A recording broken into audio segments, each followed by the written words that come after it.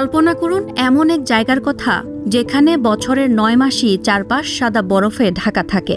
নেই রাস্তাঘাট, নেই ইন্টারনেটের কোলাহল। প্রতিবেশীর বাড়ি যেতে হলেও ব্যবহার করতে হয় কুকুরে টানা স্লেজ গাড়ি।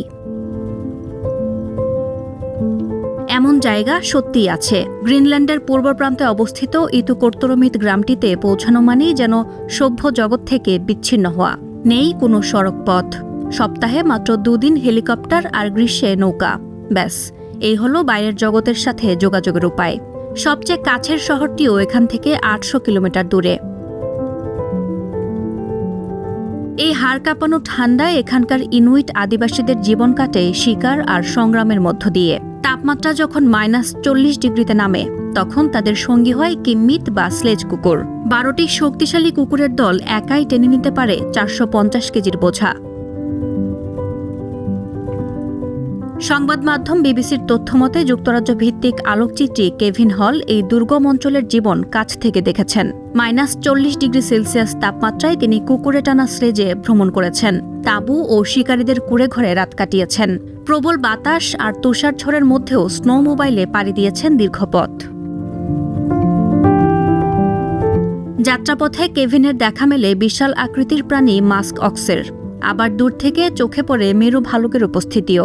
স্থানীয় গাইডের সতর্কতায় ছবি তোলা হয় ধীরে ও সাবধানে, কারণ এই প্রাণীগুলো যেমন দুর্লভ তেমনি বিপজ্জনকও। ইতুকোর্তরমিতের মানুষ আজও তাদের হাজার বছরের ঐতিহ্যবাহী শিকারী জীবনধারা আঁকড়ে আছেন। এখানে দোকানে কোনো খাবার পাওয়া মানে ভাগ্যের ব্যাপার, কারণ বছরে মাত্র 2টি জাহাজ পণ্য নিয়ে আসে। তাই মাস্ক অক্স বা কড মাছ শিকারী তাদের বেঁচে থাকার প্রধান উৎস। এখানকার নীল কুঁড়েঘরগুলোতে নেই কোনো রানিং ওয়াটার বা বিলাসী সুযোগ সুবিধা, আছে শুধু বেঁচে থাকার অদম্য জেদ। কিন্তু এই মায়াবী গ্রামটিও এখন অস্তিত্ব সংকটে। জলবায়ু পরিবর্তনের কারণে বরফ গলে যাচ্ছে দ্রুত, আর আধুনিক জীবনের টানে তরুণেরা পাড়ি জমাচ্ছে শহরে।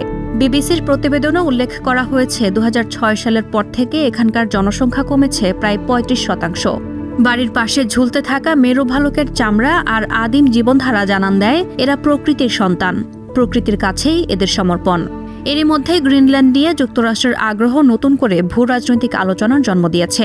ফলে জলবায়ু পরিবর্তনের পাশাপাশি আন্তর্জাতিক রাজনীতির চাপও এসে পড়েছে এই ছোট্ট গ্রামের ওপর। সাদিয়া ইয়াসমিন, প্রথম আলো।